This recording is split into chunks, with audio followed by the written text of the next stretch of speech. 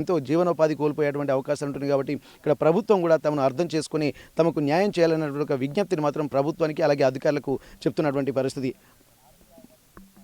రణత్పల్లి మండలం మండలగూడ గ్రామం నుండి కెమెరా పర్సన్ వంశీతో వెంకటరత్నం, RTV వరంగల్.